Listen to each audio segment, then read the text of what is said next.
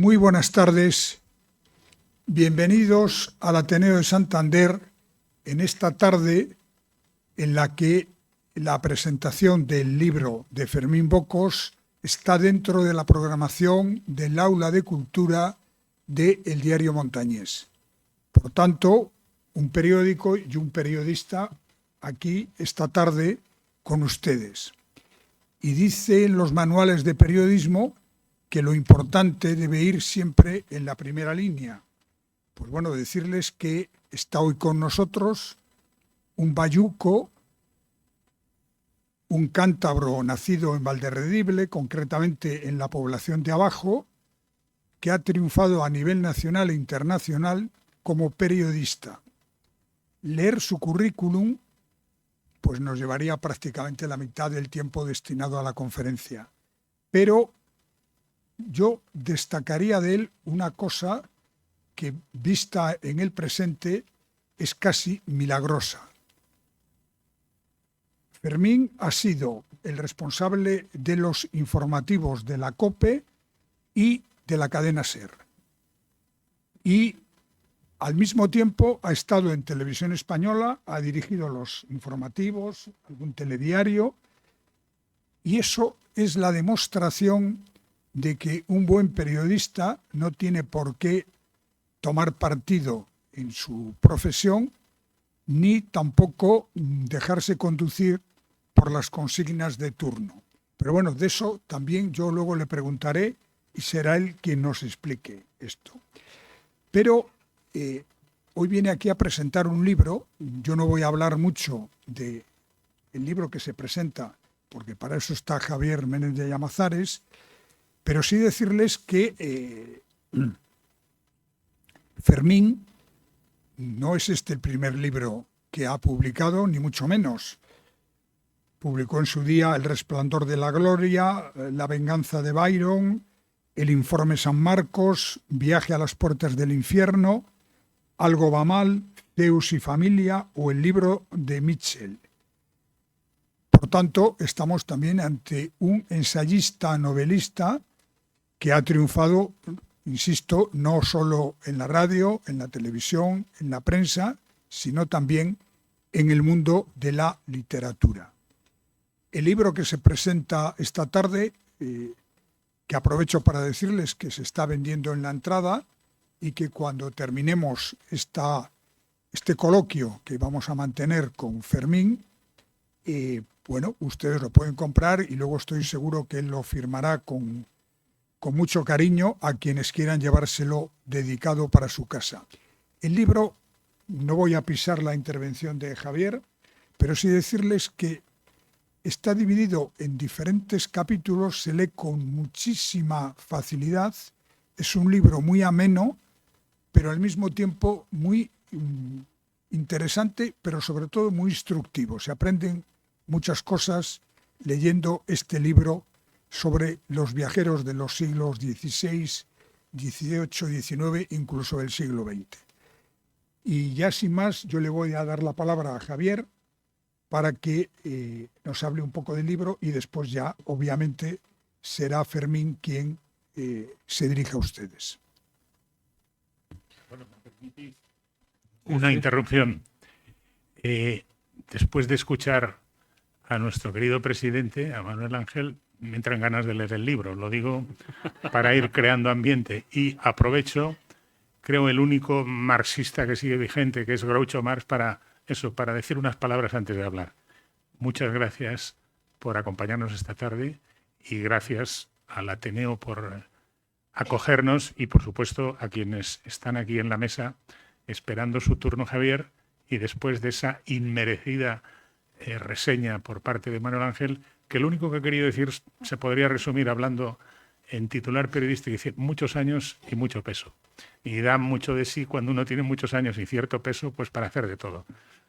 Dicho lo cual, me callo un poquito. Muy bien, pues muy buenas tardes. Es cierto que nos han entrado ganas después de escuchar a Manuel Ángel. Te recomiendo que leas el libro. Creo que te va a gustar. Te va a encantar, vamos. Un libro que habla de cuando viajar era descubrir, que nos dice su título. Y nos asombra un poco, bueno, cuando entramos, esa cita fabulosa de Plutarco, ¿no? Que dice lo de vivir es navegar es necesario, vivir no es necesario. Luego, cuando avancen en el libro, sin ánimo de hacer mucho spoiler, van a descubrir que en realidad también es necesario, porque en vivir, o viajar también es vivir. Hubo un tiempo en el que al menos era así, y eso es lo que nos va a contar este libro. Habla de grandes viajeros que no son exactamente, bueno, pues como Julio Verne, ¿no? Que solamente viajaba a la biblioteca y luego nos contaba el mundo a partir de otras lecturas. No, aquí lo que ha hecho Fermín es recolectar aquellas historias, aquellos viajeros que realmente fueron a los sitios y escribieron sobre ellos. Viajeros que además son un gran número viajeras, eso sí que hay que tenerlo en cuenta, no son los que esperamos, porque por ejemplo, bueno, pues cuando pensamos que va a hablar de Lawrence de Arabia, de repente nos descubre a Gertrude Bell, o sea que ahí yo creo que es una grandísima sorpresa lo que van a descubrir cuando vayan leyendo el libro, y van a encontrar personajes que yo al menos desconocía antes de entrar en materia y que son muchísimo, o al menos tan interesantes como nombres mucho más conocidos. Bueno, comienza haciendo Fermín una gran distinción, ¿no?, entre el turista actual y el viajero. Viajero al que define exactamente como tipos humanos que no temen la soledad y son amigos del silencio, soñadores que sintieron la llamada del camino o el misterioso reclamo del desierto. Bueno, veremos además gente de tierra adentro que de repente descubre el mar y tiene claro que ese va a ser el resto de su vida, su objetivo. Gente que recorre enormes distancias a pie, que acaba enamorándose, teniendo relaciones con personas que después descubren que descienden de emperadores bizantinos y van a conseguir a través de ellas llegar a un mundo inesperado. Van a poder recrear lo que era, pues, la educación de la clase alta británica en el siglo XIX, ese Grand Tour, que es al que dedica un capítulo interesantísimo, que es esa manera de conocer Europa que tenían, pues, esas élites anglosajonas, y además de cambiar después el mundo británico con lo que traían de fuera, ¿no? Bueno, yo creo que además hay un recorrido muy interesante, y es que comienza el libro desde el último tiempo en el que realmente se podía descubrir, como dice Fermín, el mundo, que es ese siglo XX, en el que todavía no estaba todo cartografiado y no teníamos ni Google Maps ni GPS por ningún sitio, ¿no? Pero claro, antes del siglo XX también hubo historia, enseguida lo van a descubrir. O sea, no solamente historia medieval, sino la gran historia de los españoles cruzando el mundo para descubrir que había al otro lado. La gran historia, además, que parece que se nos ha olvidado, de los viajes a Tierra Santa, que ocupa una parte importante del libro. Y luego, bueno, pues la aventura inmensa que fue descubrir África, descubrir América. Lo hace a través de personajes, como decía, que son interesantísimos. Richard Barton, por ejemplo, que no tiene nada que ver con el actor. Y luego otros inesperados, ¿no? Porque ¿quién iba a pensar que Agatha Christie, aparte de hacer esas novelas negras tan características, bueno, pues tenía también ese lado viajero, ¿no? O Julio Camba, que, bueno, parecía que no hubiera salido nunca de los cafés y del Palace, y tiene una historia tremenda que la van a descubrir, la van a disfrutar muchísimo. Hay también, bueno, pues historias como la de Schliemann, que no solo descubrió Troya, sino que nos redescubrió Numancia, ¿no? En fin, yo creo que son personajes interesantísimos, y algunos que estaban bastante orillados dentro de la historia oficial y que Fermín rescata con este libro. Yo creo que se lo ha pasado excepcionalmente bien, y eso es una gran ventaja, porque consigue que luego nosotros lo disfrutemos también muchísimo, ¿no?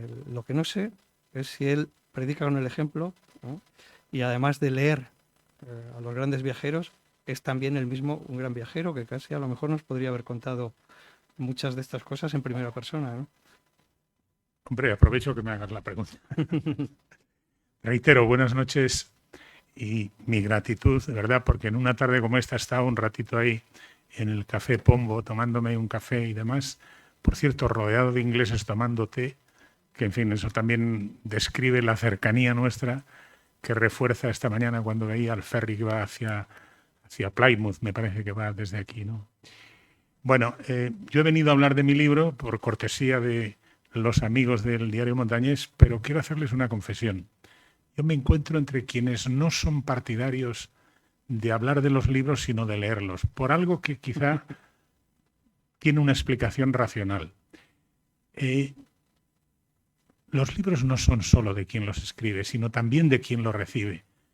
Y a partir de ese punto no hay dos lectores iguales. Por ejemplo, yo voy a hablar de manera encomiástica, porque en el libro trasciende y transpira mi admiración hacia gente que hizo auténticos viajes dignos de epopeya, arriesgando la vida, perdiéndola en ocasiones. Pero si alguno de ustedes, yo creo que frisamos todos todavía una juventud importante, aquí no hay más que vernos, vamos.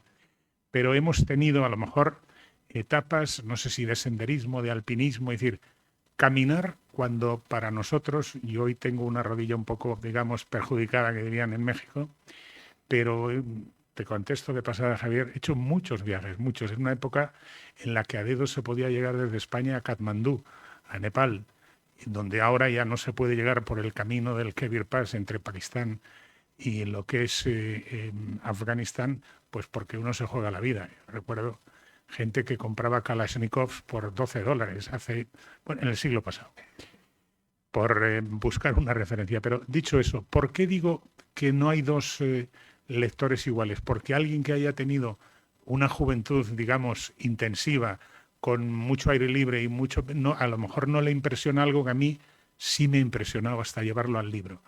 Nuestro antepasado, Álvar Núñez Cabeza de Vaca, que fue, se lo comentaba antes a Manuel Ángel en una previa que hemos hecho ahí, donde me ha estado dando pistas para dirigirme a ustedes, porque ¿qué sería yo sin un director como él que ha sido durante tantos años del periódico? No. Siempre hay que dejarse guiar por la autoridad consolidada.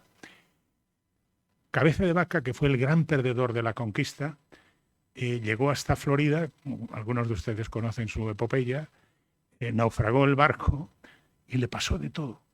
Le esclavizaron los indios, se convirtió en chamán, gracias a que tuvo un momento de inspiración que rezando un Padre Nuestro y haciendo la señal de la cruz, un cacique indio se recuperó de un ataque al corazón. Creyeron que era un chamán y que estaba en conexión con el devenir, y a partir de ahí, pero desnudo y descalzo, recorrió cerca de 3.000 kilómetros entre Florida, como dicen ahora, y la capital de México, el México DF actual. Claro, insisto, para mí me pareció una epopeya, que de hecho lo era.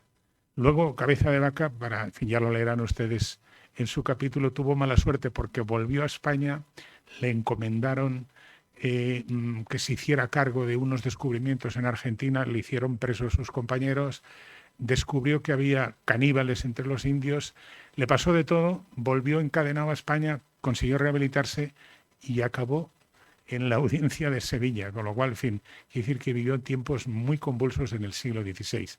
¿Por qué evoco a Cabeza de Vaca y no, por ejemplo, a Alexander von Humboldt? Pues según un cálculo, como los alemanes lo calculaban todo antes, ahora están un poco más, digamos, diluidos por la inflación que tienen, llegó a recorrer a pie, a veces ayudado por una mula, 100.000 kilómetros. Se recorrió toda América del Sur, toda Europa, y llegó hasta Siberia, prácticamente en la frontera de Vladivostok, con encomiendas siempre, porque era un experto en mineralogía, además, 100.000 kilómetros. Imaginémonos ahora, con las dificultades actuales, por ejemplo, para cambiar una rueda de un coche, lo que debía ser en una época en la que las posadas eran infames, los caminos eran un predio donde podía ser un asaltado por cualquiera, no había carreteras, por supuesto no había Google Maps, y en África había más caníbales que mapas, recorrer todo ese tipo de aventuras. Bueno, te contesto, Javier, he sido un gran viajero en una época en la que tenía amigos y maestros en el mundo del periodismo. De hecho, a dos de ellos, a Manuel Leguineche y a Javier Reverte, cuya hermana está aquí, me acaba de dar la sorpresa de saber que con el buen gusto que caracteriza a los Revertes, veranea en Santander, claro, no podía ser de otra manera. Javier, que está, por supuesto, en manos de Dios, fue mi padrino de boda y pasamos días y días con Leguineche comentando viajes, preparándolos, y el viaje era un poco la sensación que teníamos del paraíso que nos esperaba después de hacer frente al modesto oficio de periodista con el que nos ganábamos la vida. Porque como dejó escrito Javier en uno de sus libros, y yo lo traigo aquí a colación, viajar es vivir.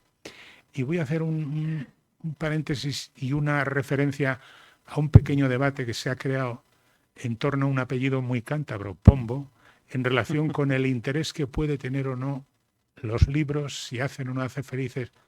Bueno, por hacer una confesión antes de caer en manos tanto de Manuel Ángel como de Javier en sus preguntas. Viajar y escribir ayuda a vivir, porque el que lee vive más vida, porque el que no lee está condenado a vivir solo la suya. Y yo les aseguro que si alguno de ustedes tiene la deferencia, que se lo recomiendo, por cierto, de leer este libro, que por supuesto me lo he leído,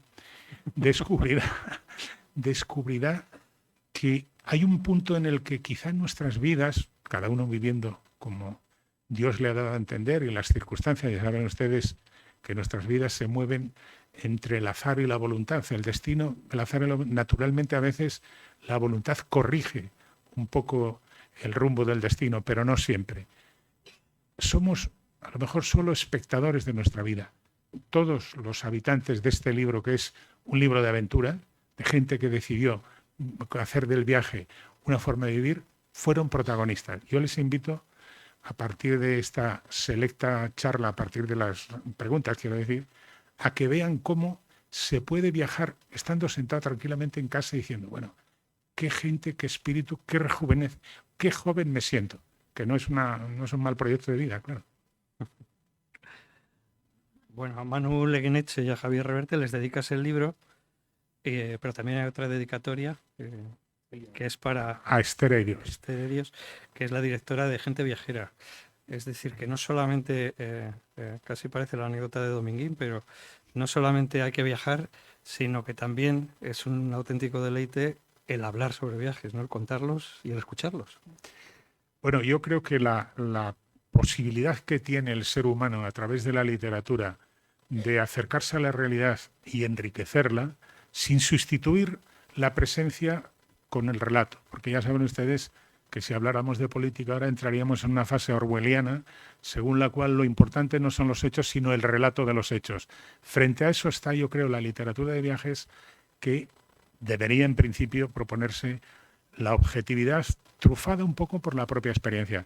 Y yo en el libro animo, en el prólogo, a definir o a separar lo que es un viajero de un turista, entendiendo que por turista, yo lo he sido durante muchos años, como supongo que la mayoría de ustedes, el turista cabal pues es una persona que prepara un viaje o hace que la agencia de viajes le resuelva la parte de lo que es la expedición y va a los sitios, pero si tiene tiempo, a veces no dispone de tanto como para ir de ciudad en ciudad. Un viajero es alguien que empieza a emocionarse con el viaje antes de empezar a viajar, que intenta contextualizar el lugar al que va, que busca los antecedentes históricos, que sabe que algunas ciudades se manifiestan de manera explícita. Por ejemplo, supongo que más de uno, más de muchos de ustedes, o tantos como hay aquí, conocen Florencia. Florencia es una ciudad explícita, es decir, aparte de que uno puede interesarse por cómo pudieron realmente tallar en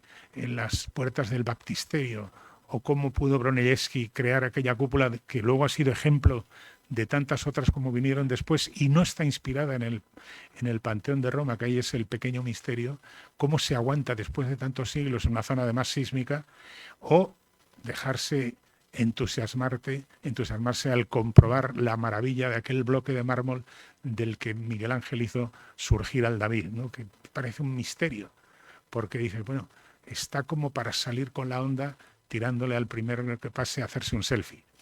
Ese es el viajero que prepara y que siente la emoción del viaje antes de que se produzca.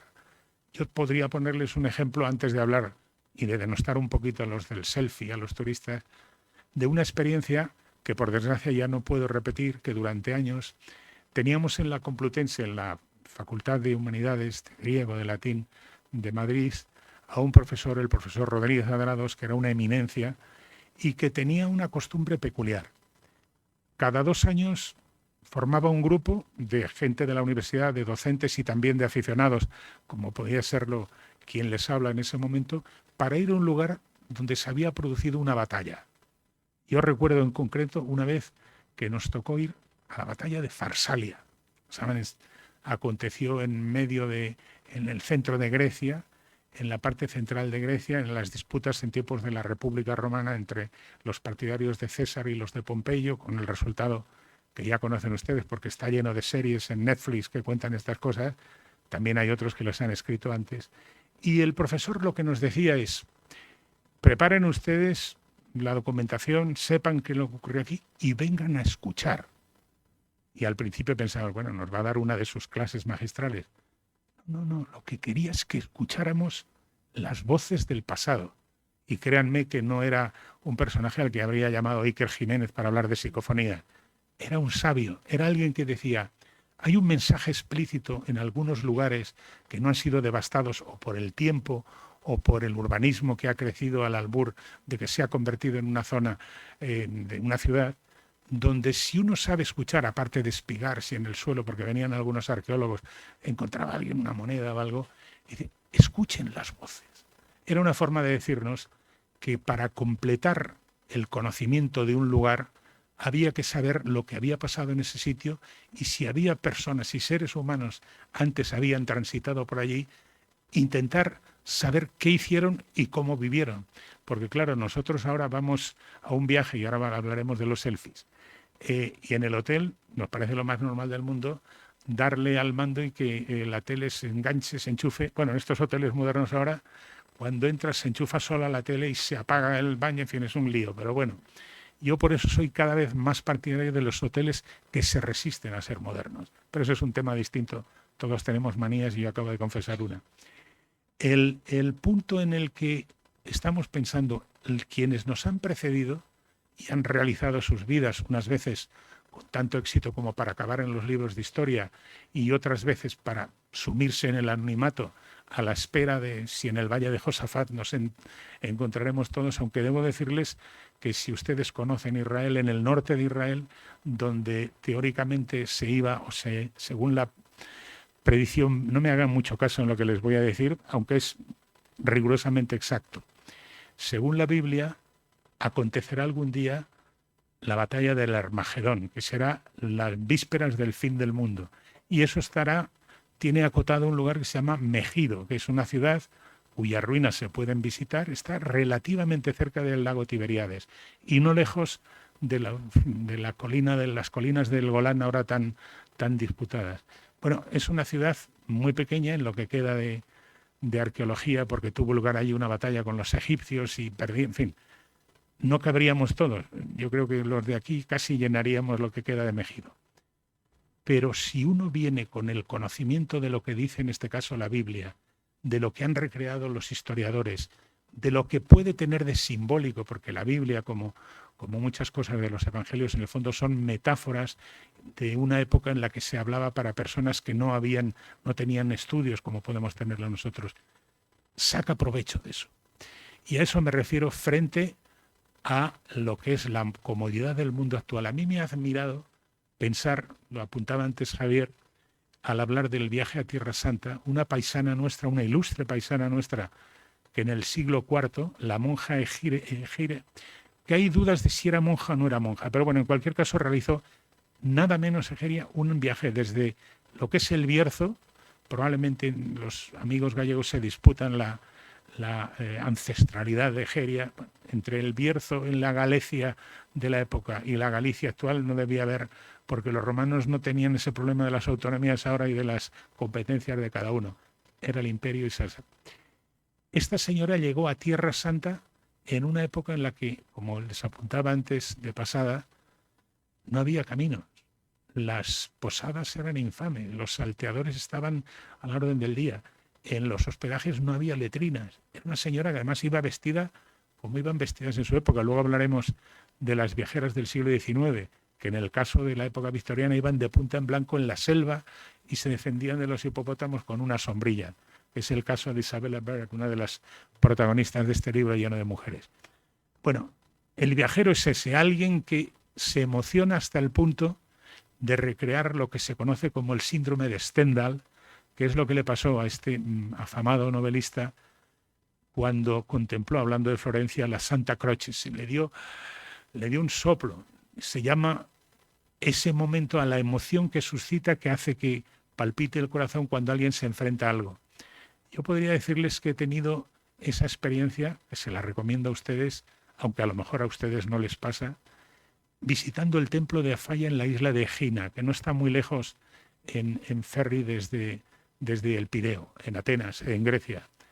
Es un lugar que además, cuando uno va a Egina, si ha leído algo en la línea esta que yo les digo, del viajero que prepara el viaje, misteriosamente, pensemos siglo V antes de la era cristiana, se forma un triángulo equilátero entre el lugar en el que está el Partenón, el templo de Afaya en Egina, que está esquinado, lejos, por cierto, de la capital de la isla, y el templo dedicado a Poseidón en Cabo Sunio.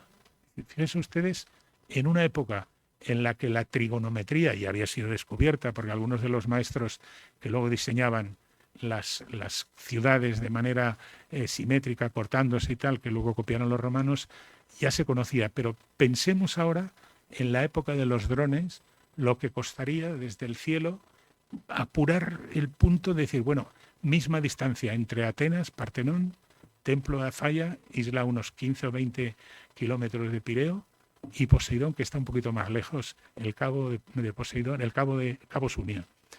Bueno, yo sentí ese momento. Hay una película que no está debe estar ya poco menos que perdida en el tiempo, que recrea un poco el momento en el que cuando se produce el viaje de los argonautas, les atacan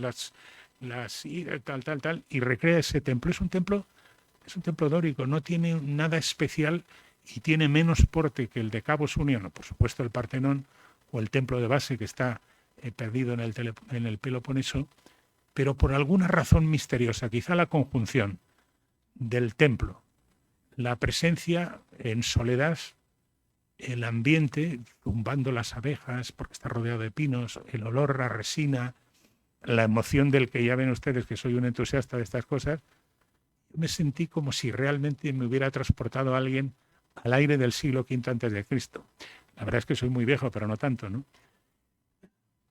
Me ha pasado, disculpen este tipo de confidencias, me ha pasado conocen Roma, el centro Borghese, al acercarme a la estatua del rapto de Perséfone, de Proserpina, una estatua maravillosa, tallada por Bernini, el mismo de la columnata del Vaticano, cuando tenía 26 años.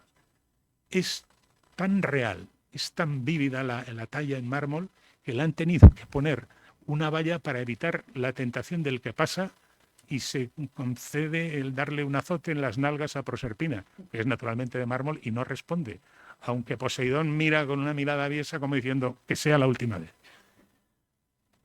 Bueno, cada uno tiene sus manías y a mí todavía hoy, a pesar de que ya tengo muchos años, porque yo soy muy del Antiguo Testamento, muy del siglo pasado, me emociona aquello que en algún momento suscita lo que conocemos, muy difícil de describir, qué es la belleza. Frente a eso, sin ánimo más que de describir, no de criticar, el selfie. Bueno, hay mucha gente que va a los sitios no a ver lo que tiene delante, sino a inmortalizarse poniéndose de espaldas a lo que tiene delante. Yo he contado en alguna de estas presentaciones dos anécdotas, voy a reducirlas a una para dejar a Manuel Ángel y a Javier que hagan sus preguntas. Taj Mahal, Agra, el corazón de la India, el corazón monumental de la India más visitada, aunque hay otras que yo les recomendaría, y a lo mejor lo hago luego cuando me pregunten si es que lo hacen, ¿a dónde iría yo si pudiera pasado mañana y se arreglara un problema que tengo de rodilla?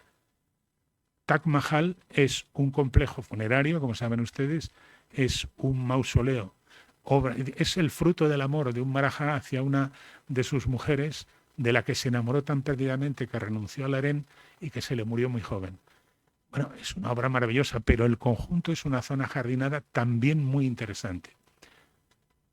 Nos hicimos las fotos, yo iba con mi mujer, con Julia Navarro y mi hijo Alejandro, y hicimos las fotos y caminábamos hacia y de repente vimos que una señora, con un aire, en fin, como cualquiera de nosotros, estaba de espaldas al monumento, iba retrocediendo, haciéndose no una, dos, tres. Si no le damos una voz, se pega un trompazo y se rompe la crisma. Y yo dije, bueno, venir hasta Agra para arriesgar pegarse una... ¿A qué ha venido usted? Bueno, pues ha venido a coleccionar fotos.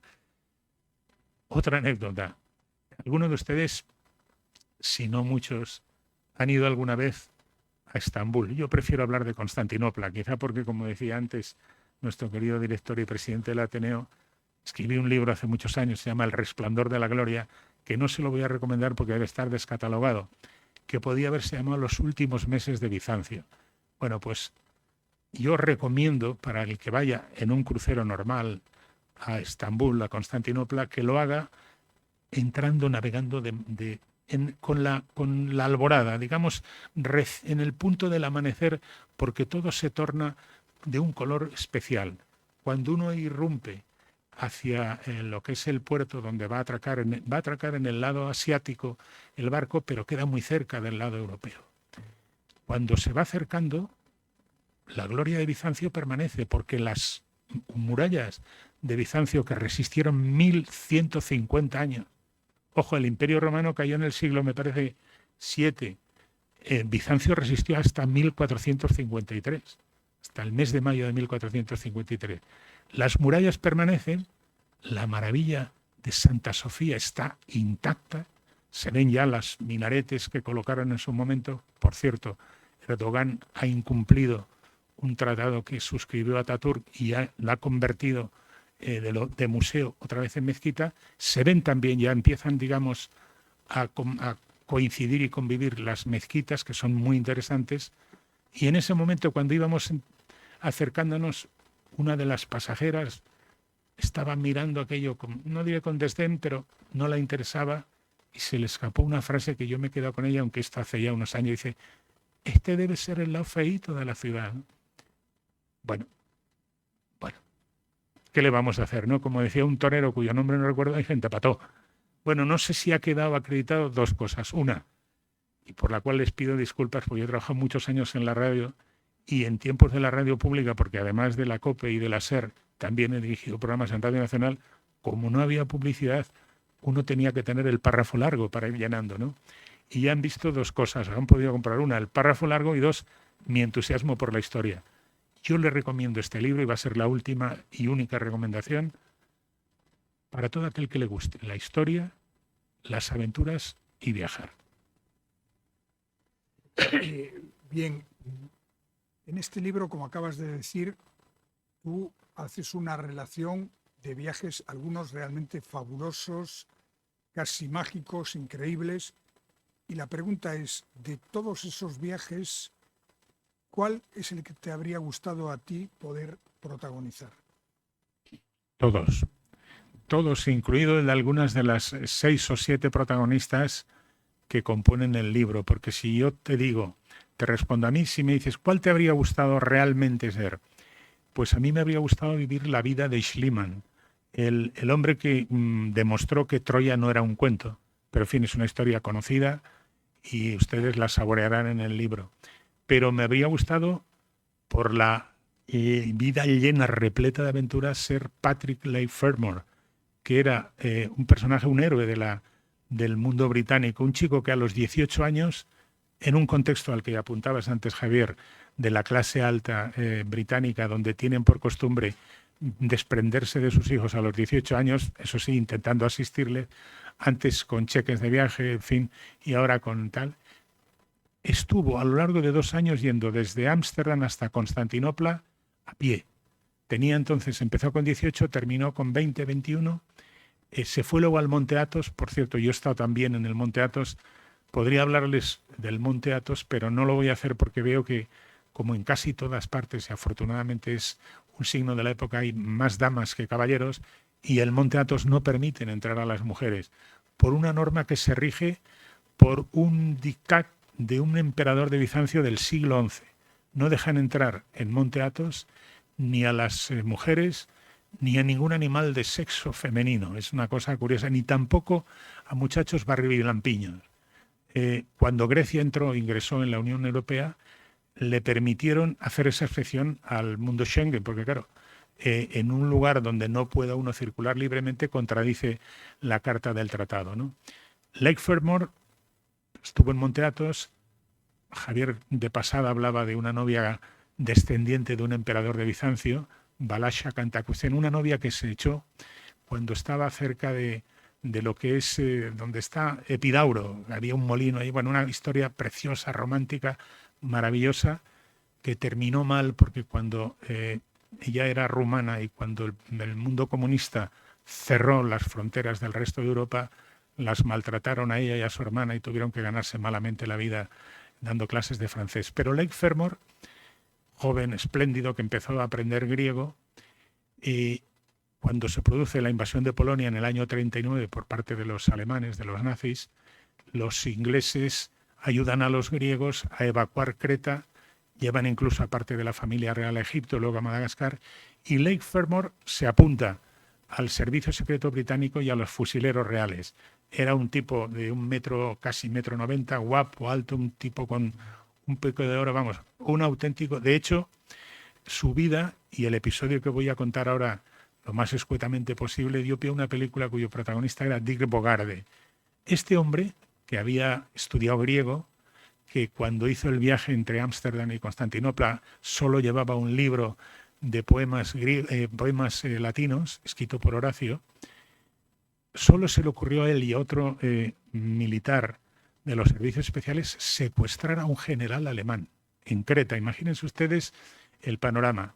La mejor fuerza expedicionaria que tuvieron los alemanes de paracaidistas, con el general Studen, por cierto, el que dirigió el bombardeo de Guernica en la Guerra Civil Española, fue la que conquistó Creta al precio de un 40% de bajas. Pero bueno, conquistaron Creta, los ingleses se tuvieron que retirar, dejaron algunas tropas, secuestran al alemán, le van escondiendo de antro en antro, como dicen los griegos, a las cuevas, y en un momento determinado este caballero, el general Crape, preso de melancolía, en un atardecer, oteando el horizonte, tal como lo cuenta Lake Fermor en una de Spadi, en uno de sus libros, empezó a recitar una oda de Horacio, del poeta latino Horacio.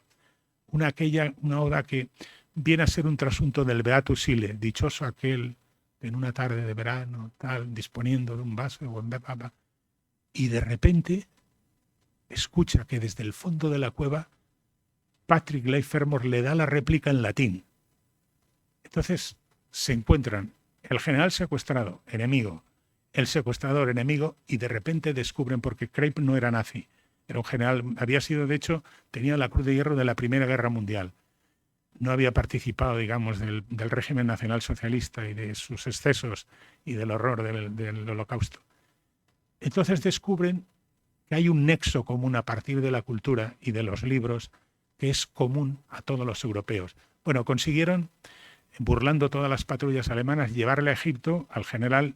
Le metieron en un campo de concentración, le llevaron a Canadá, le soltaron al terminar la guerra, y fíjense ustedes el momento que voy a tratar de describir.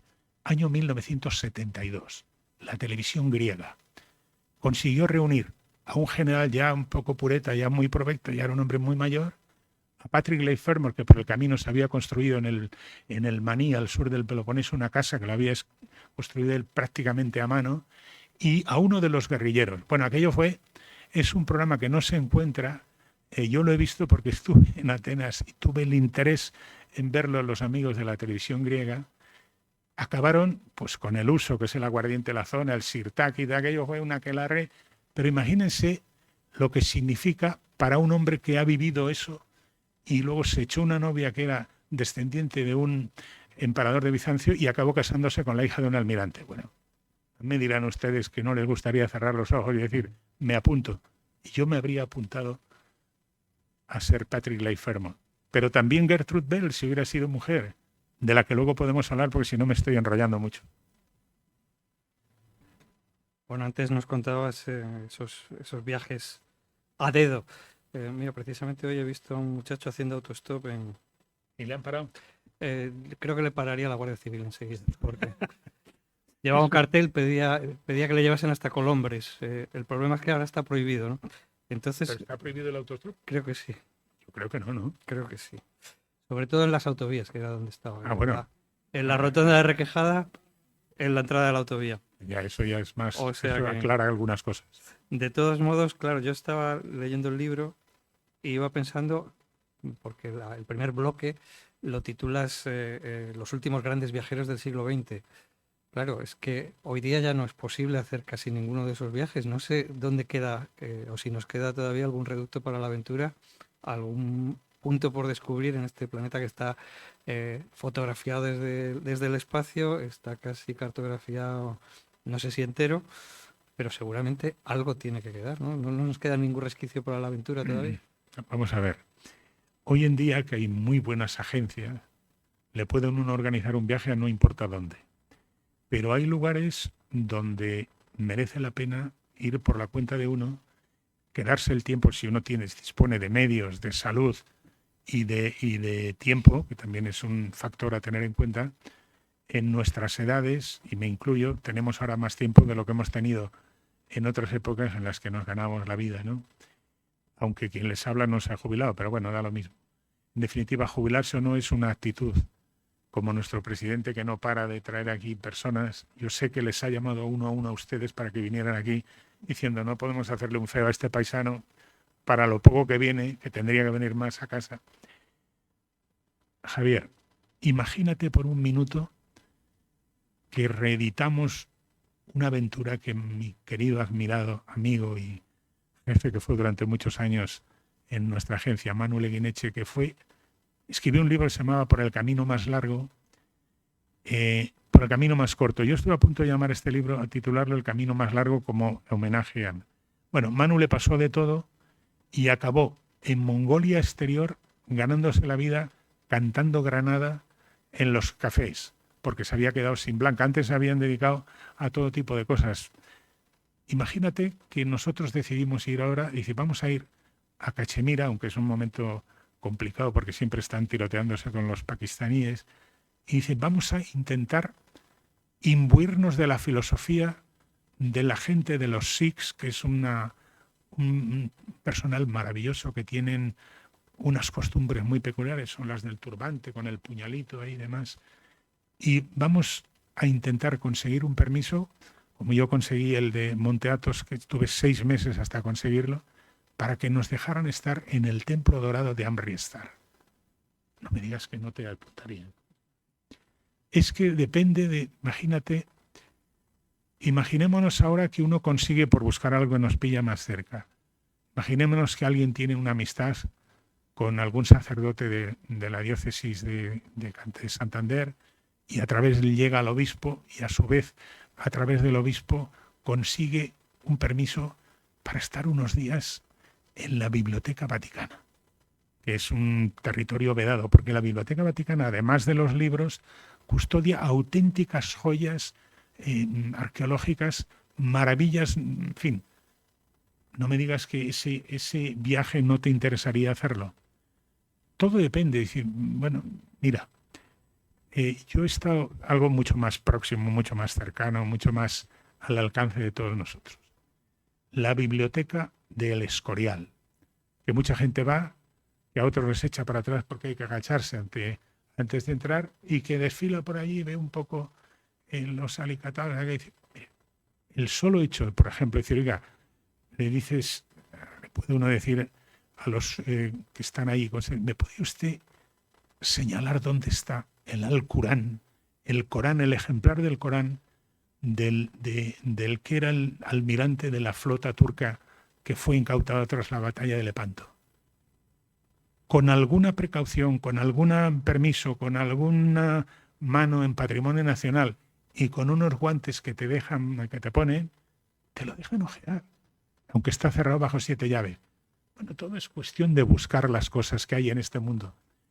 Hablando del Escorial, aunque no está en el libro, hay 2 días al año, si me preguntan a la fecha seguramente me equivocaré, uno es en septiembre, donde se produce, no sé si han oído ustedes hablar, del milagro de la hostia de Borkum. La hostia me refiero a la forma sagrada de la comunión. Es si recuerdan ustedes, un cuadro famoso que hay del último Austria, pintado por Claudio Coello, con el mentón pronunciado que está comulgando.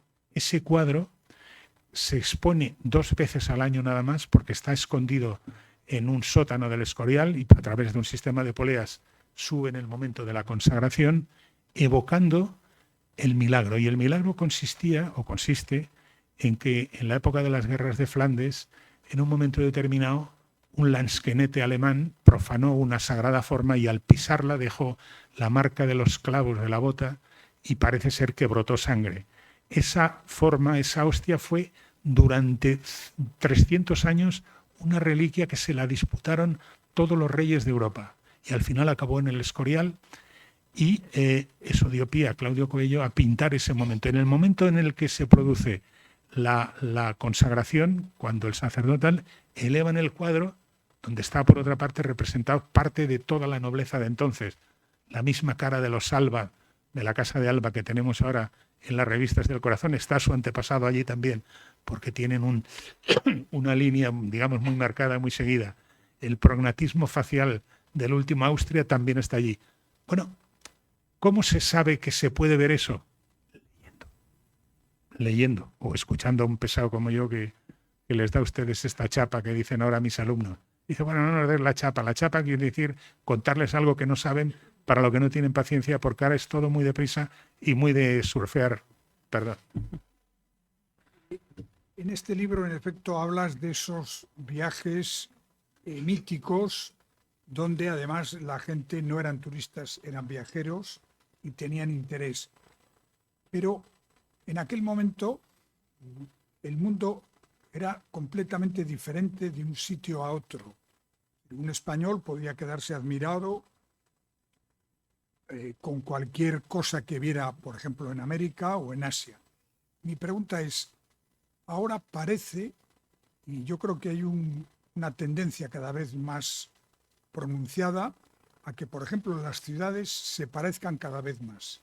Están los mismos comercios, el tipo de edificios es parecido, etcétera. Es decir, ¿hasta qué punto ahora viajar no supone encontrarse con las novedades que se encontraban los viajeros del 18, 19 y 20?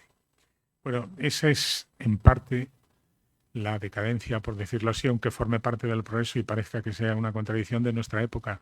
Porque es verdad, podías haber añadido a la hora de buscar identidades McDonald's, hamburgueserías, pizzerías, casi todo es uniforme. Lo hemos visto además, yo recuerdo haber pasado antes tiempos de Brezhnev, visitar la Unión Soviética, donde este tipo, digamos, de uniformidad trasunto de la forma de vida norteamericana no había llegado. Entonces yo recuerdo un Leningrado todavía antes de volver a ser San Petersburgo, que no diré que fuera igual que en tiempos de Catalina la Grande, pero cuasi, ¿no? De la misma manera que el núcleo de la Venecia, que todavía hoy no ha sido arrasada por los turistas, entre los cuales muchas veces he formado parte, hay pocas ciudades que, salvo el centro histórico, lo que es la almendra de la ciudad, hayan podido resistir a esa uniformidad. Tiene razón. Y la ventaja que tienen los libros antiguos que describen cómo era el mundo en esa época, perdón, es la que a mí me ha emocionado cuando algunos de los personajes que habitan este libro son el resultado de su propia experiencia. Por ejemplo, contada en libros, el caso de Álvaro Núñez Cabeza de Vaca, a través del que él dio para que lo escribiera un amanuense de la época, que se llamó Naufragios. Pero en el caso, por ejemplo, de un periodista muy famoso, del que habrán ustedes oído hablar, de Henry Morton Stanley, el que fue comisionado por un periódico americano, gastándose lo que no estaba escrito para localizar al doctor David Livingstone, un misionero escocés que había ido a luchar contra la esclavitud. Por cierto, Henry Morton Stanley no se llamaba ni Henry, ni Morton, ni Stanley, se llamó John Rowlands. Lo que pasa es que cambió el nombre porque había nacido no en Norteamérica, sino en Gales, en las Islas Británicas. Entonces, este hombre, en 1867, estaba viviendo en la calle de la Cruz, en Madrid, cerca de la Puerta de Toledo, y recibió un telegrama del editor de su periódico diciéndole: preséntese usted en el Hotel Intercontinental de París, el que está al lado de la Ópera Garnier, inmediatamente. Tío va a la Estación del Norte, que todavía funcionaba, ahora es un centro, en Madrid es un centro comercial, la Estación del Norte, y llega allí y le recibe en bata el editor de su periódico, que era un multimillonario, y le dice, mire, tiene aquí un cheque por 1.000 libras y gaste lo que tenga que gastar. Tiene que ir a buscar, ¿cree usted que está vivo el doctor Livingstone? Y Stanley le dice, pues no lo sé. Entre paréntesis, Stanley estaba en España porque había cubierto las guerras carlistas y la marcha de Isabel II. Era un periodista muy avezado que además hablaba español. Este hombre dice, no lo sé, dice, bueno, inténtelo, pero antes de una vueltecita por el mundo. Eran unos tiempos, lo hablábamos antes, Manuel Ángel y yo, en la que los periódicos se gastaban dinero, que había enviados especiales. Ahora nos enteramos de lo que pasa en Gaza por lo que nos mandan desde Gaza los que están con el selfie, porque no dejan entrar periodistas en este caso, pero en otros sitios porque cuesta dinero. Y entonces este hombre se va, da la vuelta por Sebastopol, donde se había producido hacía poco una famosa batalla, la carga de la Brigada Ligera. Por el Valle de la Muerte van los 600, aquel poema de Tennyson. Da la vuelta, llega a Zanzíbar y consigue localizar a Livingstone después de organizar una expedición terrorífica porque descubrió que el dinero no tenía valor. Y en las zonas, a medida que se adentraba, primero en la jungla y luego en la selva, alguno de ustedes me va a preguntar ahora qué diferencia hay, y lo podemos hablar, descubría que eran las cuentas de vidrio y el alambre, algo tan elemental como el alambre, lo que servía para el trueque. Bueno, este hombre consigue rescatar a Livingstone y escribió un libro fantástico del que yo tuve la suerte de encontrar un ejemplar, de 1868, donde describe minuciosamente todo con un lenguaje que ya no es el de ahora. Hemos ganado en muchas cosas, querido presidente del Ateneo, y hemos perdido en otras. Ahora mismo, si ustedes han hecho algún viaje a Zanzíbar, que a lo mejor lo han hecho, porque es una ruta, es un objetivo turístico, descubrirán que no hay nada de lo que contaba Stanley en Zanzíbar, que era un lugar que se lo repartían los árabes traficantes de esclavos y los hindúes comerciantes de perfumes y de historias y de especias. Bueno, ahora no diré que es parecido a nuestras Islas Canarias, pero cuasi. ¿Por qué? Bueno, con la población que sigue siendo mezcla de etnias y de razas, pero quiero decir, la uniformidad es tal que hay un momento que si uno cierra los ojos parece que puede estar en su pueblo. Hemos ganado comodidad, sin duda, abrirse el grifo y sale agua. Hemos perdido. Bueno, yo ya les decía que soy partidario de los hoteles que se resisten a ser modernos. Bueno, nos has hablado de cabeza de vaca. Que sea fácil esta, por favor. No sé yo. Porque claro, cuando uno lee un capítulo como el de La Gran Aventura de América, se pregunta, bueno, si los estadounidenses, con lo poquito que pasó a finales del siglo XIX, han hecho todo un género como el western, que ha producido miles de películas, no solamente en la filmografía estadounidense, sino que incluso los italianos hicieron westerns y hay muchísimas obras que hoy día siguen siendo westerns producidas en cualquier lado del mundo. Parece que nosotros hemos dejado pasar un auténtico filón porque mira que no hay historias, y además contadas por sus protagonistas muchas veces, en el descubrimiento, conquista, en la historia americana, ¿no? Desde España en América, y sin embargo parece que es un ámbito que no queremos tocar y que no se ha aprovechado suficientemente, ¿no? Por lo menos en lo literario. Bueno, me preguntas algo que no tiene una sola respuesta. Yo podría decir, es que nos avergonzamos del pasado. No hay más que escuchar a un ilustre cuasi paisano nuestro, que fue presidente de México hasta hace 3 años, el señor López Obrador, cuyo padre había nacido aquí en Cantabria, que le exigía al rey de España que pidiera perdón por la conquista, 500 años después. Y naturalmente no hubo nadie, porque en España encontró humus y suelo para darle la razón frente a una mayoría que yo espero que tuviera un minuto para pensar y decir, oye, perdone, México, que fue uno de los primeros países que se independizó de los horrorosos españoles, de los terribles españoles que habían en fin, solo levantó no sé cuántas catedrales, varias universidades, el 70% de la población mexicana es mestiza. En Estados Unidos apenas hay 200.000 descendientes de las naciones indias. En México había naciones aztecas, totonocas, tlaxcaltecas, mayas, pero en el norte, semínolas, apaches, sius, kiowas, no tantos, pero muchos. Apenas 200.000. En Iberoamérica o en Hispanoamérica, 20 y tantas naciones, yo creo que son 500 millones de personas. Luego no debió ser tan dura, tanto genocidio, por utilizar una palabra tristemente de actualidad a otros efectos. Entonces, digo que no hubo nadie a nivel oficial que le dijera al señor López Obrador, cuya mujer, por cierto, parece ser que es historiadora, descendiente de alemanes también, que era quien le había metido en la cabeza estas ideas, no hubo nadie para decirle, oiga, México lleva 200 años, desde el grito de Juárez y demás, lleva siendo independiente. Los que han gobernado México han sido todos criollos, descendientes. No ha habido, yo creo que solo hubo un indígena que alcanzó la presidencia de México. Han tenido tiempo en 200 años para construir un país y resarcirse de la conquista. Bueno, para no insistir más en ese aspecto, es como si tuviéramos, o alguien se haya avergonzado, querido Javier, de esos hechos. Y los pocos que se han hecho, por desgracia, han sido, recuerdo una película dedicada a Hernán Cortés y otra dedicada a los mayas y la llegada de los españoles, hecha en Hollywood, por no hablar de las de piratas y demás, donde los castellanos, que era como aparece siempre la bandera de Castilla, no de España como tal, eran los malos. ¿Por qué? Pues porque el que cuenta la historia acaba quedándose con ella.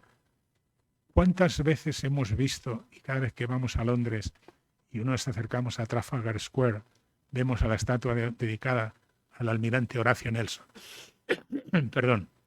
¿Por qué no tenemos una película, y había unas cuantas, aparte de sus amoríos y demás, ¿por qué no tenemos una película sobre el almirante Blas de Lezo, por ejemplo? Un héroe que consigue, bueno, el medio hombre, le faltaba un ojo, un brazo, una pierna, y aún así, bueno, la historia de Blas de Lezo no la incluyo en el libro porque no era un viajero como tal, pero lo merecía, porque sobre todo ese episodio del ataque a Cartagena con una expedición británica, 20.000 hombres embarcados, fusileros, pensando que si conquistaban Cartagena de Indias podían cortar en lo que era el territorio de la corona de España en la zona y hacerse con el Perú por un lado y México por otro. Fue tal el entusiasmo de Londres pensando que la expedición iba a salir victoriosa que incluso acuñaron una moneda dedicada al almirante Vernon, que era el que iba a dirigir la tropa embarcada, y en la que se ve a medio hombre, un tullido, de rodillas, como un trasunto, digamos, de la rendición de Breda, poniéndose en actitud de sumisión ante el almirante inglés, que en los hechos tuvo que salir con el rabo entre las piernas porque 3.000 defensores de Cartagena pusieron en fuga, bueno, y la peste, las fiebres tifoideas, todo, hubo una alianza entre el cielo y la tierra, pero les pusieron en fuga y gracias a eso Inglaterra no pudo hacerse con América, salvo la isla de Jamaica y el norte de Estados Unidos. ¿Cuántas películas han visto ustedes dedicadas al almirante Blas de Lezo, Javier? Ninguna. Porque está mal visto. Yo no sabría explicar. Es decir, yo creo que el poeta nos pone como casi siempre, la realidad es una cosa, la historia la cuenta, la literatura la recrea y la poesía cuenta lo que debía ser, el deber ser, la sombra errante de Caín. ¿Recuerdan ustedes ese verso famoso de Machado? Pues seguramente es eso. Y no me quiero poner lírico porque a mi edad ya no toca. Bueno, nos has hablado precisamente del relato, en este caso del relato histórico, y yo no me resisto a preguntarte por la situación del periodismo en España hoy. Y te concretaría la pregunta diciéndote que ¿cómo ves tú el cambio que evidentemente se ha producido entre el periodismo de hace 50, 60 años y el actual? ¿Qué nos dirías de ese cambio? ¿Lo que te parece mejor o lo que te parece peor? Pues mira, lo mejor es que se ha horizontalizado el consumo de noticias a través de los diarios digitales. Otra cosa es el contenido, la calidad, la precisión, la objetividad de lo que circula por aquí. Lo peor, en fin, yo he sido durante 6-7 años contando en otra universidad, una en la Francisco de Vitoria, otra en la Carlos III, profesor precisamente de periodismo, comunicación. Pese a ser un ciudadano, en fin, me licencié en periodismo en la Universidad Autónoma de Barcelona, dejé la medicina por el periodismo, pero siempre he creído que para ser periodista no se necesita específicamente pasar por una facultad. Aunque hay conocimientos muy concretos que se pueden adquirir sobre la marcha. Se necesita una buena biblioteca, haber viajado mucho y tener sentido común. Pero eso es otro tema. Porque, querido Manuel Antonio, ¿quién se acuerda de lo que era un tipómetro? Si ahora hablamos del tipómetro, parece una enfermedad abdominal. Era para medir las dimensiones donde encajábamos en las páginas. Lo mejor ya está dicho, con su pequeño matiz de control de calidad deficiente.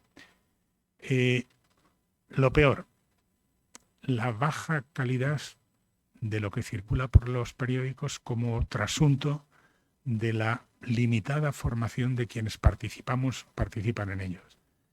Con una previa.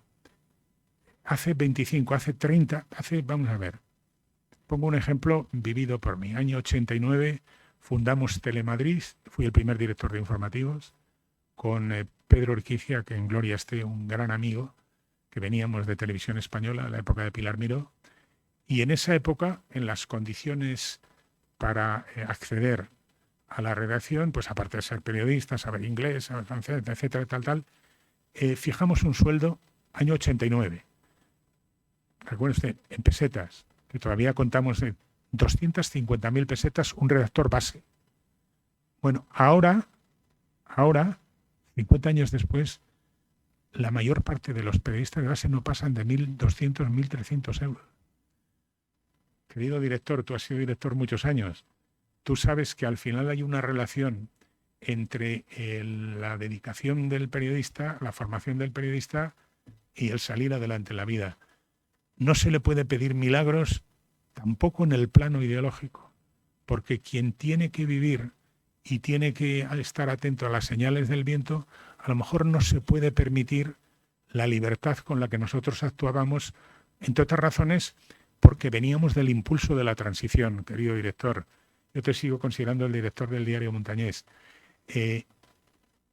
¿Por qué? Pues porque había una ansia general de libertad, había como una especie de complicidad de fondo en las redacciones donde todos queríamos tirar del carro y, en fin, la gente que venía del régimen con cargos por buscar la relación en el escenario de la política, que habían tenido incluso cargos en el régimen, llegó a un acuerdo con la que venía de la oposición o de las cárceles para dejar atrás el pasado y hablar de reconciliación. Hay una famosa foto, si lo recuerdan ustedes, algunos veteranos aquí seguro, de Manuel Fraga Iribarne y Santiago Carrillo en el siglo XXI, que consagramos como la imagen que trasladaba la idea de la reconciliación. Luego cada uno con su partido político, su historia.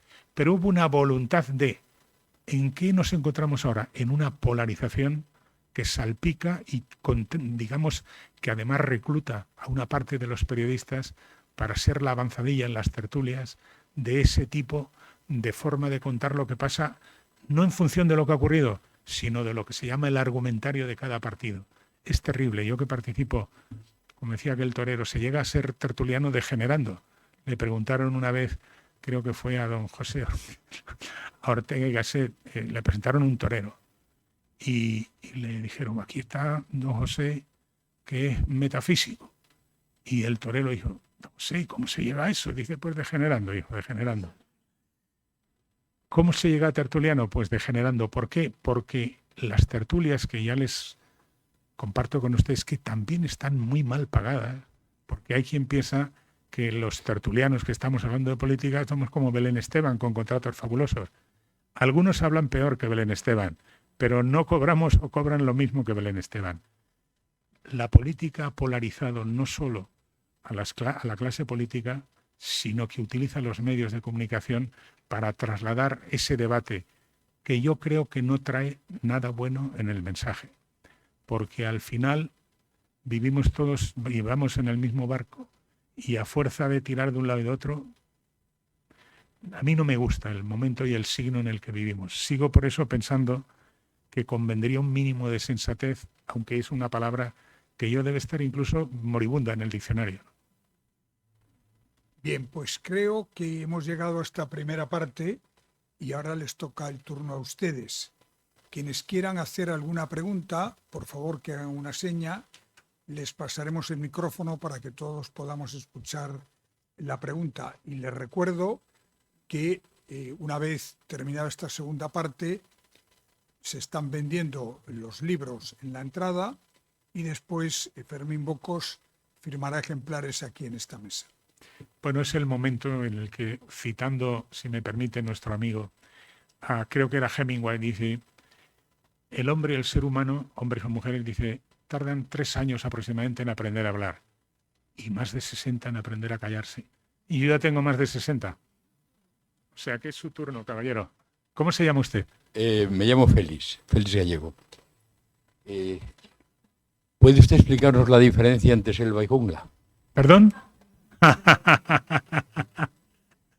Bueno, que conste que Félix, un hombre feliz, Fermín muy cercano a través de Félix. La diferencia, la jungla es más tupida y hay menos humedad que en la selva. Y al revés, la selva es más tupida y hay menos humedad que en la jungla. Se da más en África, en la selva, y más la jungla en Iberoamérica, sobre todo, y también en la zona de Mesoamérica, México, tal. Celebro que le haya interesado. De ello se habla también en el libro. Lo digo por si quiere usted ampliar conocimiento. Sí, buenas noches. ¿Cómo se llama usted, por Sí, favor? Chema. Yo quisiera comentar ahí varias cosas. Yo pienso que todavía se puede tener ilusión, no por descubrir, porque en realidad lo que se hace es redescubrir lo que ya han visitado otros. Era lo que hicieron también los exploradores del siglo XIX. Sí, descubrían para los europeos, pero pisaban territorios que ya conocían los africanos, etcétera, etcétera, las fuentes del Nilo, etcétera. Y yo pienso que todavía sí se puede viajar con un sentido romántico. Hay distintos modos de viajar. Se puede viajar por estudios. Por ejemplo, yo estuve en un curso de arqueología bíblica hace 2 años en Israel, Moria Center, y no es lo mismo ir de turista con una agencia que ir con un grupo de arqueólogos que te van explicando sobre el terreno. Se puede hacer turismo de peregrinaje, se puede ir a la India a conocer santones, se puede convivir en un ashram, adquirir la sabiduría del gurú correspondiente. Se puede hacer incluso viaje sexual, por ejemplo, Cap d'Agde, que es una población del sureste de Francia, no tiene desperdicio y te da un enfoque de la realidad distinto del común. O sea, te va a mostrar una parte íntima que no vas a ver en los medios de comunicación. ¿Qué quiero decir con eso? Que todavía quedan espacios, espacios donde se puede. Yo he viajado también mucho y voy a poner un ejemplo. Hay un antropólogo español, Francesc Bayón, que es guía de viajes, y hizo de guía.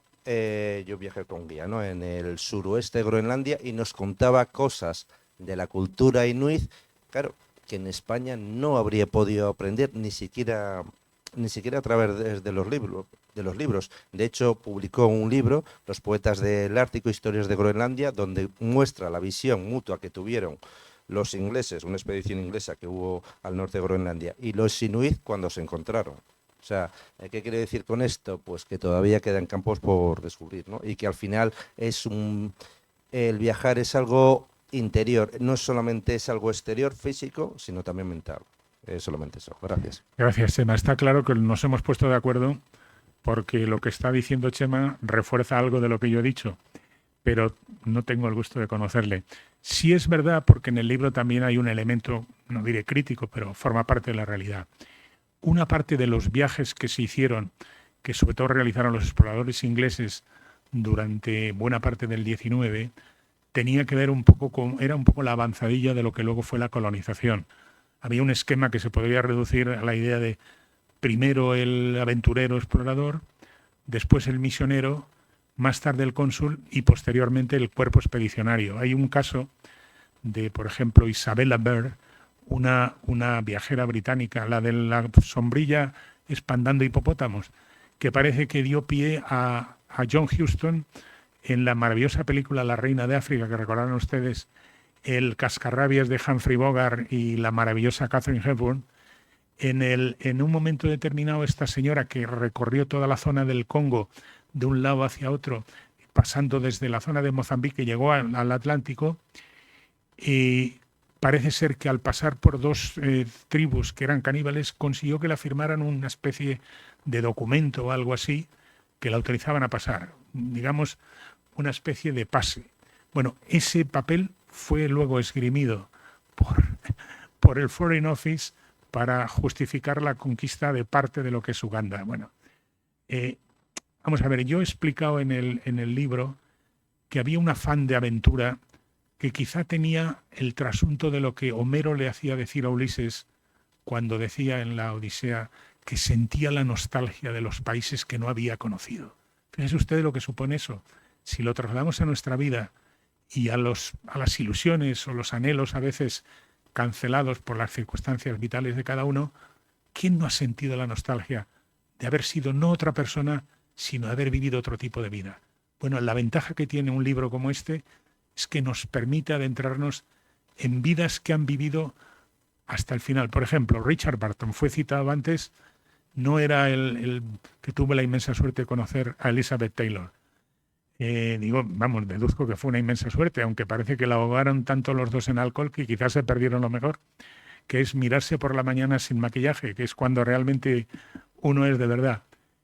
Richard Burton, el capitán Richard Burton, era un personaje, por cierto, un nexo de casi todos estos personajes. Todos hablaban muchos idiomas, eran políglotas. Burton en concreto 17 idiomas, pero nuestro Rivadeneira 14, 16, en fin, un montón de... Stanley por lo menos 7, un montón. El capitán Richard Burton era un personaje peculiar. Si alguno de ustedes ha visto algún retrato suyo, era un tipo muy alto, con una cicatriz terrible en la mejilla, era un gran espadachín. En la India, formando parte de la Compañía de las Indias, que era en definitiva un cuerpo expedicionario no militar, pero que servía a los efectos del Imperio Británico, la colonización, fue con el capitán, con el teniente John Speke, a buscar las fuentes del Nilo, que era una obsesión del Instituto Geográfico de Londres entonces. Y entonces dudaban si era el lago Tanganica era el origen o no. Bueno, total, en la expedición les pasó de todo. Este hombre fue víctima, John Speke, de un gusano que se le introdujo en el oído. Entonces, para intentar expulsarlo, primero utilizaron una gotita de miel que no funcionó, no surtió efecto. Y después solo se les ocurrió meter unas gotas de aceite hirviendo. Le dejó sordo y ciego, pero el tipo, muy a lo británico, tipo Lawrence de Arabia, recuperó la visión y llegó hasta el lago Tanganica y llegó antes que Burton a contarlo en Londres y eso no se lo perdonó.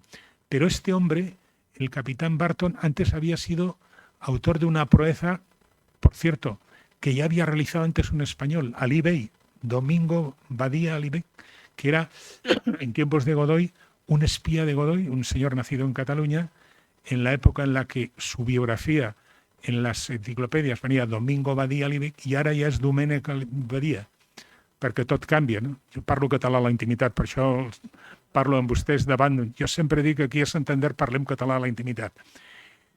Bueno, no tiene mérito porque estuve estudiando una temporada en Barcelona. Entonces, Burton, para poder entrar en la Meca y en Medina, se circuncidó, porque si lo hubieran pillado le habrían cortado el cuello. Lo consiguió, lo contó en un cuento. Bueno, un personaje fabuloso, que llegó a atesorar 14.000 volúmenes en su biblioteca, donde murió en la ciudad de Trieste, y por el camino, entre otras muchas cosas, porque estuvo también en América, llegó a ser durante 9 meses, si no recuerdo mal, cónsul de España en Guinea, porque España también, aunque torpe, tarde y malamente, también fue un país colonialista. Guinea, un poquito de Guinea, la peor parte de Marruecos, como luego supimos, ahora que se ha conmemorado el triste aniversario de la batalla de Alhucemas. Bueno, un personaje como Barton, claro, dices, ¿de dónde sale esta gente? Pues salían un poco del espíritu que nace en Inglaterra a partir de 1815. Cuando se produce la derrota de Napoleón en Waterloo, el Imperio Británico empieza. Un poquito antes ya Nelson había derrotado a la escuadra francesa y a la española en Trafalgar, antes a la francesa en el Nilo, la famosa batalla del Nilo.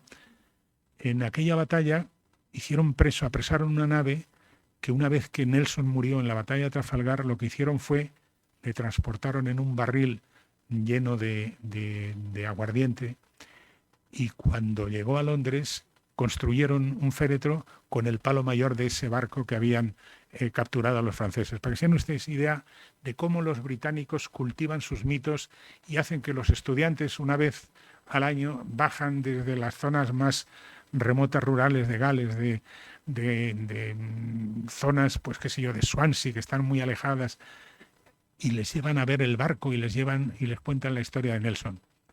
¿A cuántos de nuestros muchachos les hemos llevado a algún sitio a contar la historia, poco de Blas de Lezo o de Jorge Juan? Porque hemos pasado, espero que esté pasando, una etapa en la que todo lo que era pasado parecía franquista y además fascista.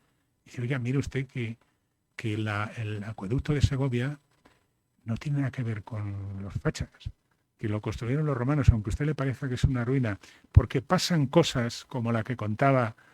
Es decir, la ignorancia de la historia, lo que convierte, digamos, la ocultación de la historia convierte en ignorantes a la gente. Y una famosa anécdota que la cuenta Curcio Malaparte en un libro, Kurt Zucker, él se llamaba Kurt Zucker y acabó firmando Curcio Malaparte. Dice que durante la Segunda Guerra Mundial, cuando los americanos que habían desembarcado ya primero en Sicilia, luego en Caserta, en la zona de Nápoles y tal, un general alemán se hizo transportar con un avión por Roma. La línea que habían montado en Monte Cassino estaba siendo... Entonces, cuando llegaron a la altura del Coliseo, parece ser que el general alemán le comentó al piloto, dice, aquí nos hemos pasado un poco, ¿no? Creían que habían bombardeado el Coliseo. Es decir, un ignorante aunque era un general. Bueno, la ignorancia de la historia nos vuelve casi ciegos y sobre todo presuntuosos, porque nos hace adanistas. Pensamos que hemos nacido ahora.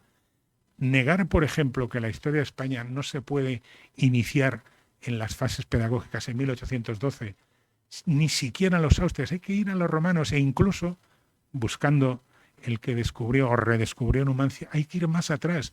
Incluso habría que ilusionar a nuestros muchachos y muchachas. Vamos a intentar buscar dónde estuvo Tarcesos y hacer una expedición ahora que se ha descubierto en un paraje de Extremadura, tan arriba como Extremadura, unas maravillosas figuras que su amigo el arqueólogo seguro que está ya estudiando, porque han aparecido unas imágenes que son como, digamos, primas hermanas de la Dama de Elche, pero que remiten también a estatuas fenicias del siglo VIII y el siglo IX a.C., cuando la idea de lo que no apareció, que no consiguió Schulten, que es otro de los personajes del libro, estuvo buscando en la zona del Guadiana, en la zona del Guadalquivir, Tartesos, y no lo localizó. Encontró cerca de lo que es Doñana restos, pero de ruinas romanas. Bueno, yo digo, buscando el pasado como forma de afirmar las raíces del presente. No fue mejor, pero fue, y fue nuestro. Voy a preguntar. ¿Cómo te llamas? Yo soy Rocío. ¿Perdón? Rocío. Rocío. Hablando de Doñana. A mí me aburre bastante la gente que me cuenta sus viajes. Me aburren también cuando me enseñan las fotos. ¿Cómo se cuenta bien un viaje?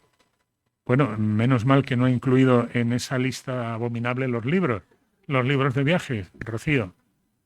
Vamos a ver. Mira, lo que más enriquece en un viaje, porque ahora casi todo el mundo habla inglés, o puede entenderse, bueno, en la zona mediterránea a través del francés o del italiano, es hablar con la gente. O sea, uno va a un sitio y puedes encontrar... Mira, hay una experiencia, hablaba antes Chema, de viajes, por ejemplo. Yo, un país que recomiendo todavía, porque creo que de todos los países del mundo, salvo Corea, que es hermética y lo que puede enseñar realmente es para desmoralizarle a uno, es la India. Mira, en la India uno se puede encontrar, hablo de lo que yo he visto, por ejemplo, de repente va uno tranquilamente, te llevan en un coche y demás. Bueno, tranquilamente es un decir, porque primero hay que hacer testamento y luego encomendarse a Dios, porque conducen como si fueran inmortales. Los camiones son la leche, van incluso en contradirección. Bueno, encontrarse con un marajá que va en un Bentley dorado descubierto, con 3 o 4 señoras vestidas con esos saris vaporosos maravillosos, y al cabo de un poquito te encuentras con unos santones con 7, 8 que van desnudos, cubiertos de tiza, con un cuenco el uno y con una campanilla el otro. No piden nada, pero nunca les falta ni agua ni comida. Ese contraste, si llegas a una escuela donde te encuentras a todos los niños que están en el suelo, si por ejemplo les regalas unos lápices de colores, te trasladan a un mundo de un primitivismo forzado, porque claro, a todos les gustaría tener mejores condiciones, mejores escuelas. La India está además, curiosamente, se está produciendo un hecho dual. Algunos de los mejores cerebros en el mundo de la informática son hindúes, porque manejan muy bien las matemáticas.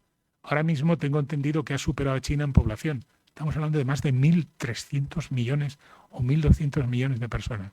Bueno, si uno va a los sitios y habla con la gente, puedes volver ese viaje y más que contar, oye, pues qué mal estaba la comida, porque con los picantes no veas tú qué problemas tuve que ir a la farmacia. Bueno, la farmacia es un decir, porque ya sabes que no son farmacia, porque bueno, es que no veas qué suelto te deja cuando el picante... Eso también forma parte de la vida y es legítimo contarlo. Pero ir a un viaje para presumir de vestidos y de fotos, pues como no es lo mío, yo lo señalo, pero no incluyas en la lista de libros de historias prohibidas a los libros, por favor. Quédate con las fotos nada más, Rocío. No quisiera yo alargar lo que tú digas. Vamos a ver, don Fermín, le voy a decir una cosa. Yo soy gerontólogo. ¿Cómo se llama usted? Andrés. Andrés. Yo soy gerontólogo y estudiando gerontología.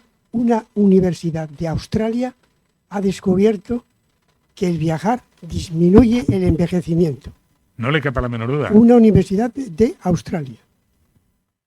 Pero, Andrés, no hace falta irse tan lejos. Si lee usted este libro, que espero que me haga el honor de leerlo, no, pero aparte de eso, va a ver que salvo 2 o 3, todos son nonagenarios u octogenarios. Este Lake Fermor que le he contado murió a los 96 años. El Tessiger, que estuvo durante toda su vida, fue el explorador del desierto de Arabia. Aunque él era inglés, había nacido, por cierto, en la época de la guerra de los italianos en Eritrea, Etiopía, pero le invitaron a la coronación del Negus. Él renunció prácticamente a su nacionalidad británica y se dedicó toda su vida a andar por el desierto de Arabia, en parajes, además tiene un libro que se llama The Sands, las arenas terríficas, donde no hay nada. Hablaba con los beduinos porque había aprendido el árabe y vivió hasta los 93 años. O sea que no hace falta irse a Australia, pero eso demuestra lo listos que son los australianos. Tenga en cuenta que necesitaban además estirar la vida, porque entre ir desde Inglaterra a Nueva Zelanda, a Tasmania o a Australia, imagínese. Pero usted tiene pinta de ser australiano. Camino de los muchos años, como yo. ¿O no? Andar, alpargata y libro. Yo recomiendo, pero no me lo recomiendo a mí porque tengo una rodilla machacada esta temporada. Pero bueno, ya sabe usted que en casa del herrero, cubierta de palo. Si vamos con la última pregunta. Fermín Dígame. Bocos, Bayuco. ¿Dónde estás? Por aquí. Me llamo Zacarías. Bueno, con ese nombre Y vengo aquí casi todos los días. comprenderá que usted siempre fue el último de la lista, ¿no? Pero el Pues sí, primero de la las jeta notas. lo llevo así. Venga. Pero en cambio, quiero ser el primero, que nunca llegaré, en que todos los días viajo. Lo primero, con la imaginación. Lo segundo, a donde puedo y con los libros. Y tercero, a América y a otras partes. Cada día viajo por algunos sitios y voy a donde puedo, que voy a muchos, ahora voy a muchos en América, todos los días viajo. Mi pregunta es, ¿crees que beneficia el conocimiento este turismo masivo cuando van un grupo de 40 personas, que alguna vez te lo he escuchado, y le hacen una referencia hablando, por ejemplo, pues de cualquiera, del Pendo, de Altamira o del puerto de Santander, que es maravilloso, o de Blas de Lezo en Cartagena de Indias, que es mi ciudad, la cual tengo las llaves de oro.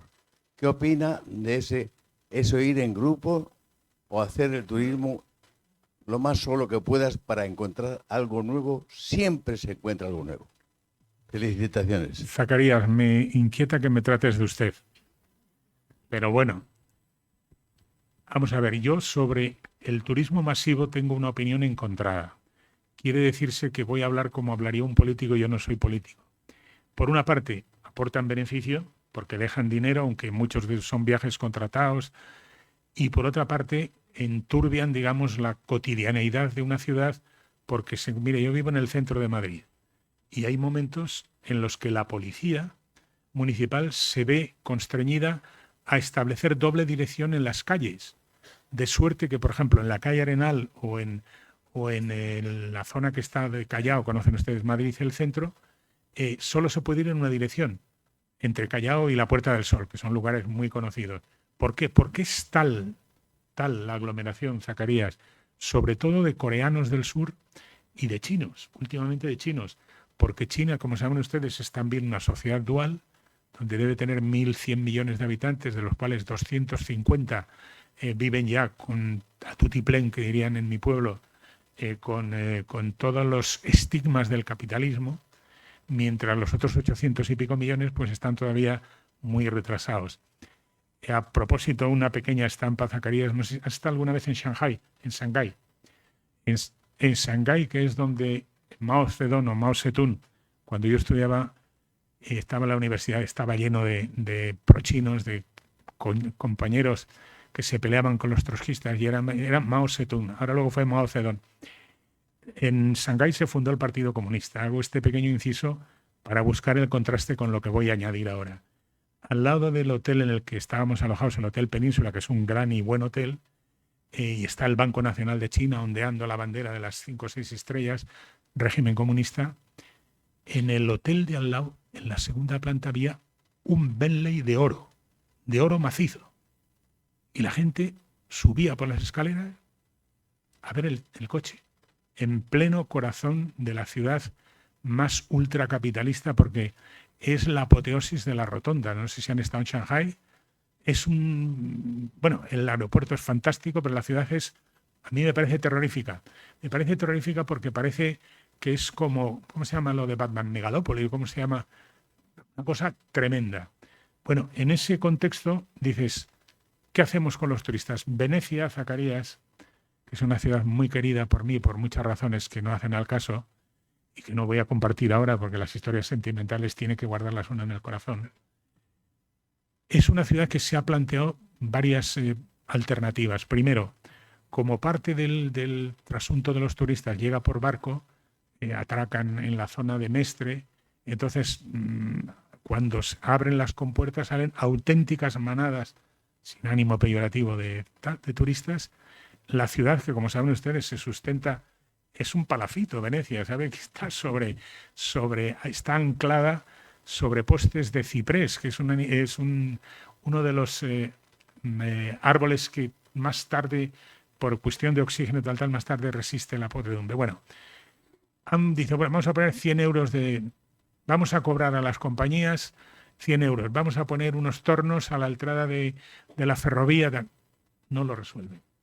No lo resuelven porque Venecia, si no recuerdo mal, puede tener 60, 70.000 habitantes fijos, como mucho, en Dorsodouro, que es la zona que está detrás de lo que es la Dogana, y el resto son hoteles, en fin, lo conocen ustedes, Venecia, y puede tener hasta 1,5 millones, 2 millones de habitantes en los momentos duros de julio, agosto. Viven de eso y tienen que decidir entre los conviene y lo que nos fastidia. Iba a decir otra palabra que empieza por J. Las autoridades tienen que decir, bueno, vamos a cobrar. No funcionará. Porque también hay que decir otra cosa. El low cost, los viajes baratos, la posibilidad, que eso ya es terrorífica, la de los pisos turísticos. En la zona que yo conozco más, porque está en el centro de Madrid, hay casas a ras de suelo en la primera planta que solo tienen taquillas. O sea, solo tienen taquillas y en otras solo tienen duchas. O sea, les dan una tarjetita con un código y entonces vienen de tal. En pisos turísticos donde 5, 6, 7 amigos, amigas, pueden montar una historia. Claro, la diferencia entre el hotel y el piso turístico es mucho más barato. Se puede ir por 19 euros a Nueva York, Zacarías. Fíjate, si en nuestro tiempo y en nuestro pueblo nos hubieran dejado ir con chapela o con boina como llevas tú, que la llevaba mi abuelo también y yo la he llevado de pequeño. He tenido un abuelo que se llamaba Mauricio y otro Aquilino. Y siempre tenían, además a estas horas era ideal, para mantener no la cabeza caliente, sino las neuronas en su sitio. No tiene solución, Zacarías. Es un síntoma, no sé si mal o bien, de esta época. Lo que abaratas se generaliza, se hace transversal. Si quisiéramos, digamos, ennoblecerlo, diríamos se democratizan. Bueno, como los adjetivos y el diccionario están a disposición de todos, que cada uno le ponga la etiqueta. Bueno, muchísimas gracias, Fermín. Creo que nos ha dado una conferencia maravillosa. Hemos viajado mentalmente a sitios muy lejanos y ahora creo que procede, antes de que luego se quede para firmar libros, que le despidamos con un muy fuerte aplauso.